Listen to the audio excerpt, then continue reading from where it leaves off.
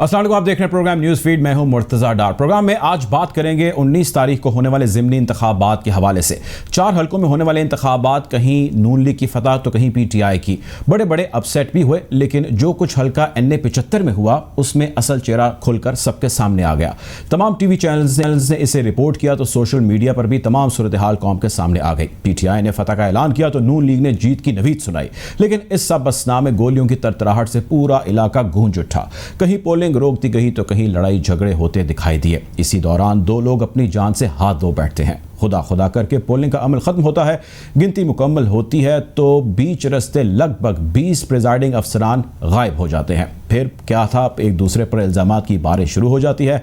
Election commission ने नताइज रोक लेते हैं और 5 रुकनी बेंच अब कल इस केस की समाअत करेगा। इस सारे वाक़े पर हमारे चंद सवालात हैं। सवाल हमारा, जिसे हम कोशिश करेंगे उसके जवाब तलाश करें। पहला सवाल ये कि इस सब वाक़े में जाँ बहक हो जाने वालों का खून किसके हाथ पर तलाश किया जाए। दूसरा सवाल, इस बद इंतज़ामी का जिम्मेदार दोनों जमातों को ठहराया जाए या मुंतज़मीन को। तीसरा सवाल, प्रिजाइडिंग अफसरान के गायब हो जाने पर क्या कानूनी कार्रवाई अमल में आएगी। चौथा सवाल, क्या इसे पुलिस की नाकामी करार दिया जाए या फिर इंतजामिया की मिली भगत, या फिर इसका जिम्मेदार कोई और है, और अगर है तो वो कौन है। पांचवा और आखिरी सवाल, इस बात की क्या जमानत है कि जब ज़िमनी इंतखाबात यूं हो रहे हैं तो मुल्क में जनरल इलेक्शंस शफाफ और शफाफ तरीके से होंगे। कौन कौन किस किस चीज़ का जिम्मेदार है, इसको आज डिस्कस करेंगे, जानने की कोशिश करेंगे अपने मेहमानों से। गुफ्तगू का बाकागाज़ करते हैं, लेकिन उससे कबल एक मुख्तसर सी ब्रेक है, ब्रेक की जाने पड़ेंगे। Welcome back after the break. Program में ज्वाइन करें अदील वड़ाइच, सीनियर जर्नलिस्ट हैं और बड़े करीब से इस सारे वाक़े को देख रहे हैं, रिपोर्ट कर रहे हैं। Adeel, welcome to the show. ये बताइएगा कि आइन का आर्टिकल 220 के तहत जब ये सारा अमल हो रहा होता है तो जितने भी ये इदारे हैं ये सारे इलेक्शन कमीशन के ताबे होते हैं। ऐसा क्या हुआ कि उस रात जो रिटर्निंग ऑफिसर तक पहुँचने थे प्रिजाइडिंग अफसरान, उन से रब्ता के लिए कोशिश इलेक्शन कमीशन ने भी की, उन तक रसाई नहीं हो पाई, ना सेक्रेटरी साहब ने फ़ोन उठाया, ना बाकी इंतज़ामिया ने फ़ोन में उठाया, कोई हरकत में नहीं आया। क्या हुआ, कुछ तफसील बताएंगे? जी, 4 हलकों में इंतखाब था और कानून में लिखा है जी कि 2 बजे तक नताइज जो हैं वो आ जाने चाहिए। 2 बज गए और बाकी 3 हलकों के नताइज आ गए और उसके बाद जब 3 बजे का वक्त हुआ, 4 बजे का वक्त हुआ तो इलेक्शन कमीशन के अरकान, चीफ इलेक्शन कमिश्नर, सेक्रेटरी सारे इलेक्शन कमीशन में मौजूद थे। उनको तशवीश हुई कि ये मामला क्या है कि 3 बज गए हैं और अभी तक किस हलके के नताइज नहीं आए। तो उन्होंने रिटर्निंग अफसर से रब्ता किया और रिटर्निंग अफसर से रब्ता करने पे मालूम हुआ कि 20 प्रिजाइडिंग अफसर ऐसे हैं जिनसे टेलीफोन पे रब्ता नहीं हो रहा, जो ना अभी तक उस दफ्तर में पहुंचे हैं, पोलिंग स्टेशंस उन्होंने छोड़े हैं, उसके बाद वो दफ्तर भी नहीं पहुंचे, उनसे रब्ता भी नहीं हो रहा। तो इलेक्शन कमीशन को तशवीश हुई इस पे और इलेक्शन कमीशन ने जो IG साहब हैं उनको फोन करने की कोशिश की, उनसे रब्ता नहीं हुआ। डिप्टी कमिश्नर जो मुतलका हैं उनसे रब्ता करने की कोशिश की, उनसे रब्ता नहीं हुआ। फिर चीफ सेक्रेटरी से रब्ता करने की कोशिश की, उनसे एक मरतबा रब्ता हुआ और उसके बाद वो भी अनअवेलेबल हो गए। तो उस पे जो इलेक्शन कमीशन ने सुबह 5 बजे के करीब एक प्रेस रिलीज जारी की, मीडिया में चीजें आई, वो हाइप क्रिएट हो गई, इंतजामिया पे भी प्रेशर आया। उसके बाद फिर ये लोग अचानक 6 बजे के करीब थैले पकड़े हुए रिटर्निंग अफसर के दफ्तर में पहुंच गए। लेकिन रिटर्निंग अफसर ने इलेक्शन कमीशन को रिपोर्ट भेजी कि उन्हें शक है कि टेम्परिंग हो सकती है नतीजे में, क्योंकि ये एबनॉर्मल था इतनी डिले होना और इकट्ठे लोगों का इस तरह पहुंच जाना। तो उस पर इलेक्शन कमीशन ऑफ पाकिस्तान ने फिर ये कहा कि आप ये नतीजे रोक दें। अब ये नतीजे जो हैं मंगल यानी आपसे चंद घंटे अब इसमें रह गए हैं, समाअत के लिए मामला मुकर्रर हो गया है। इलेक्शन कमीशन इस हवाले से उसे जो तशवीश है कि गलती दोनों फ्री कैन में से या दोनों की होगी या एक की होगी, लेकिन असल जो इलेक्शन कमीशन को तशवीश है वो ये है कि इंतजामिया, पंजाब की इंतजामिया ने अपनी जिम्मेदारी पूरी नहीं की। इसमें चाहे नून लीग के लोग इसमें मुलव्वस हों या तहरीक इंसाफ के लोग हों, लेकिन जो असल जिम्मेदारी थी जो आइन के आर्टिकल 220 के तहत बनती थी एग्जीक्यूटिव की, ये सिक्योरिटी फराहम करना, इलेक्शन कमीशन का हुक्म मानना। ये तो अदील ये बताएं कि वहाँ की जो ये आप आइन का आर्टिकल कह रहे हैं 220 अंडर दैट, ये सारे उस वक्त रिपोर्टिंग है टू इलेक्शन कमीशन या जिनकी भी उन्होंने ड्यूटी लगाई है आगे। अब अगर पुलिस इस सारे में कोऑपरेट ही नहीं करती, वो वहाँ पर बैठे फ़ोन कर रहे हैं, उनको ढूंढ रहे हैं कि भाई आप कहाँ हैं, वो उनका फ़ोन नहीं उठाते हैं या फ़ोन बंद है या राब्ता ही नहीं हो पाता और इस किस्म की सिचुएशन बनी हुई है, तो ऐसे लोगों के ख़िलाफ़ क्या कोई कार्रवाई होगी, हो सकती है, होनी चाहिए? क्या इख्तियारात हैं इस हवाले से इलेक्शन कमीशन के पास, या वो उसको आगे किसी जगह रेफ़र कर देंगे? कार्रवाई ना सिर्फ हो सकती है बल्कि जो इलेक्शन कमीशन की जो इस वक्त जो आज मेरी इलेक्शन कमीशन क्योंकि सेक्रेटरी साहब ने भी फ़ोन नहीं उठाया, ये भी इसी का हिस्सा है ना, ऐसा ही है? जी बिल्कुल। और ये तो देखें, फोन ना उठाना, नेग्लिजेंस, ये अपनी जगह, प्रोटेक्शन देने में नाकामी और इंतजामी फेलियर, और ये चीजें अब इस पर कल ये होगा, मैं आपको खबर देता चलूं कि कल ये होगा कि खुली एक अदालत लगेगी इलेक्शन कमीशन ऑफ पाकिस्तान में। सबसे पहले इस हलके की अब किस्मत का फैसला डिसाइड होगा कि यहाँ रीपोल होना है, पूरे हलके में होना है, या ये सिर्फ 20 पोलिंग स्टेशन में होना है। और उसके बाद कमीशन फिर अलग से बैठेगा इन कैमरा और इस मामले पर इन अफसरान के खिलाफ क्या करना है उस पे अरकान के साथ मुशावरत की जाएगी। और बज़ाहिर ऐसा लगता है कि इलेक्शन कमीशन एक्शन लेगा और सख्त एक्शन लेगा।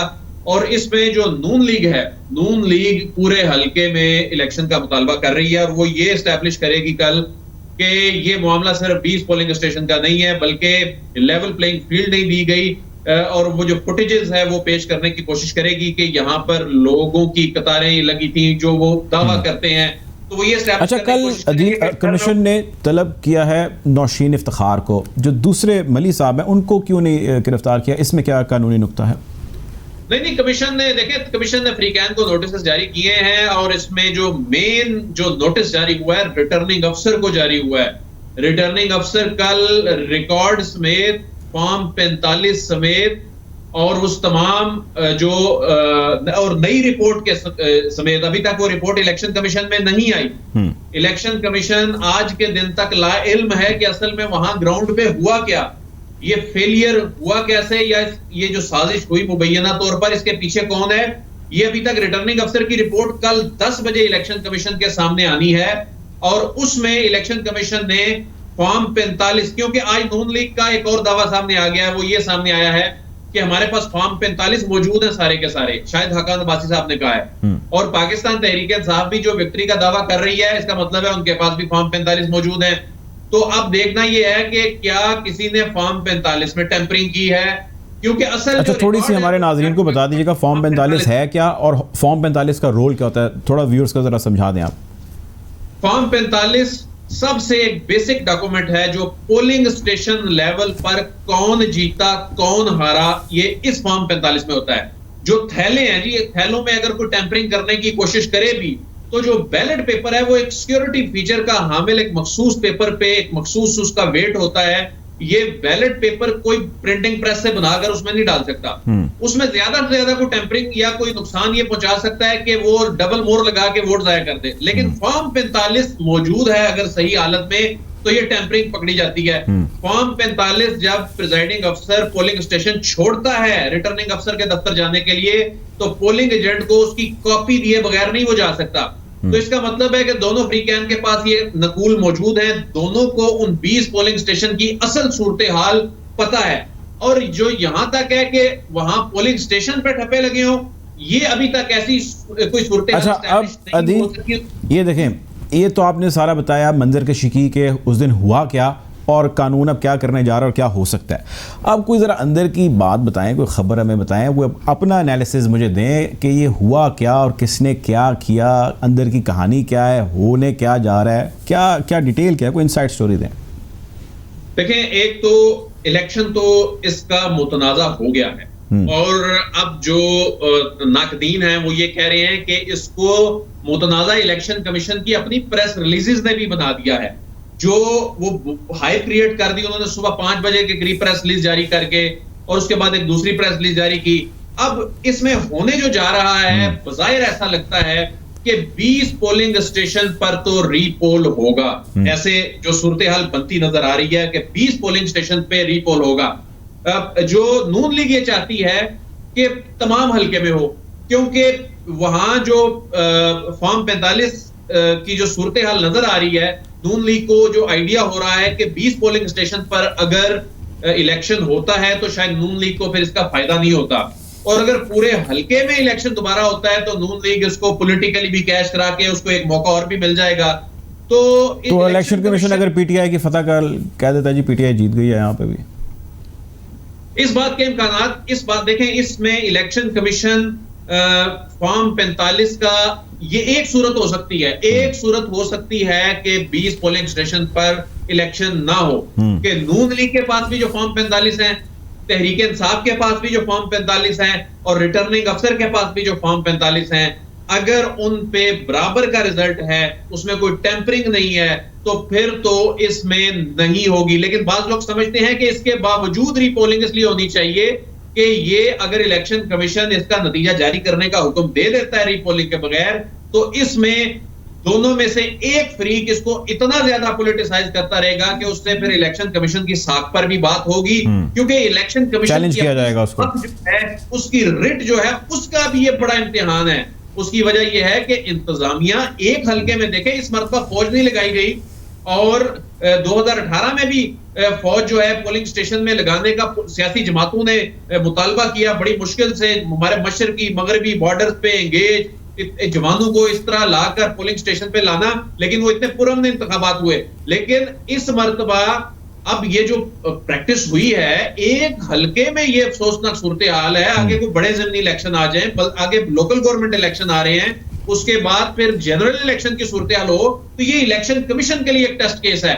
और इसमें मैं आपको ये बताऊं कि अफसरान के खिलाफ कार्रवाई का उसने इंदिया दिया है, सीनियर अफसरान के खिलाफ कार्रवाई होने का कभी इम्कान है। इस सारे मामले में इलेक्शन कमीशन बड़ा गुस्से में नजर आ रहा है, और रीपोलिंग के भी बहुत ज्यादा चांसेस हैं। अच्छा, आप मुझे आखिरी सवाल बताइएगा very quickly Adeel, supreme court के कितने चांसेस हैं कि सुप्रीम कोर्ट इसमें इंटरवीन कर सकता है? ज़ाहिर है एक डिस्टर्बेंस क्रिएट है, कोई वो सो मोटो ले सकता है, ऐसी कोई मुमकिनात हो सकती हैं या नहीं हो सकती हैं? और अगर वो ले, क्योंकि ऑलरेडी एक प्रेसिडेंशियल ऑर्डिनेंस के हवाले से एक केस चल रहा है और उसके ऊपर हियरिंग हो रही है, क्या पॉसिबिलिटी है कि इसमें कुछ ऐसा हो सकता है? सदारती ऑर्डिनेंस की आज भी समाअत थी, मैं उसमें मौजूद था। रजा रब्बानी ने वहां पर इसका तज़किरा भी किया कि देखें ये 20 प्रिजाइडिंग अफसरान को प्रोटेक्शन नहीं दी जा सकी, इस पे कोई कमेंट नहीं किया अदालत ने। तो इसका मतलब है कि अदालत इस हवाले से अगर कोई चीज होती तो अदालत उस पर कोई रिमार्क्स देती। और दूसरी बात यह है कि अगर कोई फ्रीक मुतमिन नहीं होगा, किसी फ्रीक को इसमें नुकसान पहुंचेगा या वो जो फायदा चाह रहा है उसको नहीं मिलेगा, तो उसके बाद वो यकीनन सुप्रीम कोर्ट में इसको चैलेंज करेगा। जी ठीक है, बहुत शुक्रिया जी। हमारे साथ अदील वड़ाइच मौजूद पैनलिस्ट हैं, आपके वक्त का बहुत शुक्रिया। प्रोग्राम में वक्त हो जाता है एक ब्रेक का, ब्रेक के जाने पड़ेंगे। Welcome back after the break. Program में हमें ज्वाइन कर रहे हैं राना सनाउल्लाह साहब, पाकिस्तान मुस्लिम लीग नून के सीनियर रहनुमा। Welcome to the show Rana साहब। सर ये बताइएगा कि कल नौशीन इफ्तिखार साहिबा को भी तलब किया है, आरओ साहब को भी तलब किया है, इलेक्शन कमीशन इस सारे केस के ऊपर बैठेगा और उसके बाद अपनी रिकमेंडेशंस देगा। कैसा देख रहे हैं सारे मामले को आप?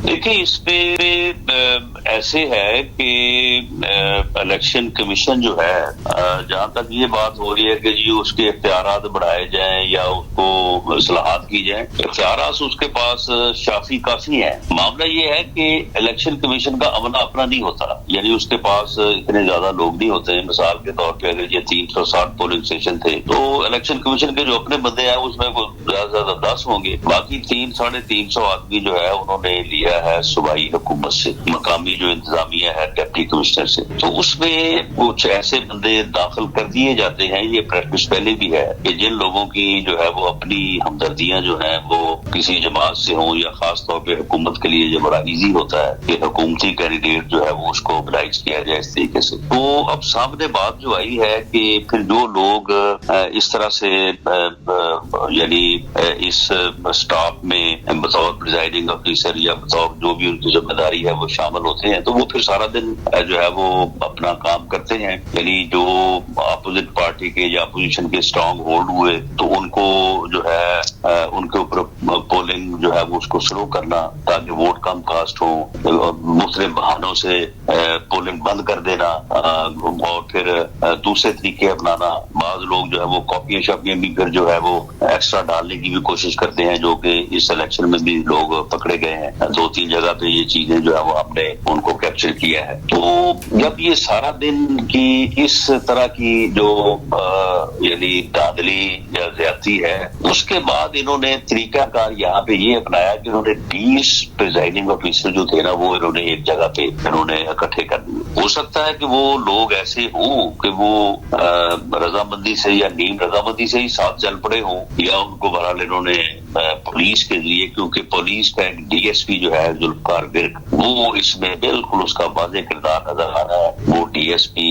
उसे डस्का तैनात किया गया था। हमारी शिकायत पे यानी हमारी कैंडिडेट की शिकायत पे इलेक्शन कमीशन ने उसको ट्रांसफर किया। ये उसको इम्प्लीमेंट नहीं कर रहे थे फैसले को, फिर इलेक्शन कमीशन को नोटिस जारी करना पड़ा, फिर उन्होंने उसको ट्रांसफर किया और उसके बाद फिर उसको डीएसपी सीआईए लगा के इलेक्शन वाले दिन फिर दोबारा उसे जो है इसी का इंचार्ज बना दिया कि वो ये तमाम जो है प्रेसिडेंट ऑफिसर्स को हिफाजत लाने ले जाने के ऊपर वो मामूर था। तो इन्होंने 20 लोग जो हैं वो इन्होंने एक फॉर्म उस पर इकट्ठे किए, रिजल्ट का इंतजार करते रहे और जब इन्होंने देखा कि हम हार रहे हैं तो फिर इन्होंने उन पुलिस स्टेशन के प्रेसिडेंट ऑफिसर से वो बारीक काम करवाया और करवा के तो फिर सुबह जो है वो नया रिजल्ट बना के भेजा, जिसमें हमारी लीड खत्म करके अपनी 7,000 की लीड जो है वो बनाई इन्होंने। लेकिन वो ऐसा करते करते एक तो वहां पे पोलिंग की रेशो जो है वो 90% हो गई, दूसरा वो सुबह की जो है वो 6 बज गए 7 बज गए। तो जब वो आए तो फिर ये सारी चीजें उस वक्त तक जो है वो लोगों पे यहाँ हो चुकी थी।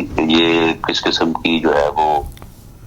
अच्छा, मुझे ये बताएं राणा साहब, ये तो आपने कहा ना कि इलेक्शन कमीशन के पास अमला कम होता है, इस किस्म के मसले मसाइल होते हैं, चैलेंजेस होते हैं, तो इसमें क्या आपका इशारा इस जानिब है कि इसमें इलेक्शन कमीशन की अपनी कोई ऐसी इंटेंशन होती है या इलेक्शन कमीशन ऐसा कुछ चाहता था? क्या आप कहना चाह रहे हैं, थोड़ी सी इसकी वजाहत कीजिएगा। इसमें उसकी कोई इंटेंशन नहीं होती, लेकिन ये लोकल इंतजामिया जो है, ये डिप्टी कमिश्नर की ड्यूटी है कि जब वो इलेक्शन कमीशन के डिमांड पे अमला मुहैया करता है तो वो उसको छान पटक के करे। वो ऐसे लोगों को क्यों शामिल करे बीच में जो वहाँ पे जो है वो इस किस्म की हरकतों में मुलव्वस होने का जिनका अंदेशा हो। डिप्टी कमिश्नर जो है सियालकोट और डीपीओ सियालकोट जो है उनकी मर्जी के बगैर ये काम हो ही नहीं सकता था। ये जो हुआ है ये बिल्कुल उनकी क्लेमेंस से हुआ है। लेकिन जो आरओ है वो या इलेक्शन कमीशन का जो अमला वहां पे था वो इसमें मुलव्वस नहीं था। अगर वो मुलव्वस होता तो फिर जो इन्होंने सुबह ला के दिया था उसको अनाउंस कर देता हो। अच्छा राणा साहब, ये बताएं कि आपके ऊपर इल्ज़ाम है कि आप जत्थे लेके आए और वो जत्थे मुसल्ला जत्थे थे और आप के ऊपर ये भी इल्ज़ाम है कि आप कोई कत्ल वगैरह भी करना चाहते थे। हुकूमती लोगों ने भी कुछ स्टेटमेंट ऐसे दिए हैं, शायद शिवली फराज साहब इस हवाले से बोले हैं, और पुलिस आ गई, डिप्लॉय कर दी गई आपके उस जगह के बाहर जहाँ पे आप मौजूद थे, और आखिर में आके कोई बच बचाव हो गया और मामला सेटल हो गए। ऐसा क्या था? देखिए, इसमें ये बात ये मुसलसल जो है ये कर रहे हैं उस दिन से, और मैंने इनको चैलेंज किया है कि अगर मसल्ला लोगों का जत्था मेरे साथ था तो अब तो हर आदमी के हाथ में मोबाइल है। मीडिया भी खैर वहाँ पे बड़ी भारी तादाद में मौजूद था। जब मैं गया हूँ, मुझे गाड़ी से उतरने, वहाँ पे अपने एक पार्टी के ऑफिस में बैठने और वहाँ पे अपने लोगों से बात करने, मीडिया से बात करने की हर चीज जो है वो सेफ है। ये कोई मुसल्ला आदमी जो है वो मेरे साथ खड़ा भी दिखा दे या मुझे ये दिखा दे कि मैं किसी पोलिंग स्टेशन पे गया हूँ या बल्कि मैं किसी पोलिंग स्टेशन के गेट पे गया हूँ, मेरा तो ये काम ही नहीं था। और मैं जहाँ पे गया हूँ वो है गवर्नमेंट डिग्री कॉलेज डस्का, और डस्के में कोई तकरीबन 16 जगह पे फायरिंग के वाकयात हुए हैं, हवाई फायरिंग के। उनका मकसद सिर्फ ये था कि ये स्ट्रांग होल्ड है PMLN का, तो यहाँ पे हवाई फायरिंग कराओ। इनके बंदे थे, गवर्नमेंट साइड के लोगों के बंदे थे, वो धनाते फिर रहे थे, फायरिंग कर रहे थे एक पुलिस स्टेशन के सामने,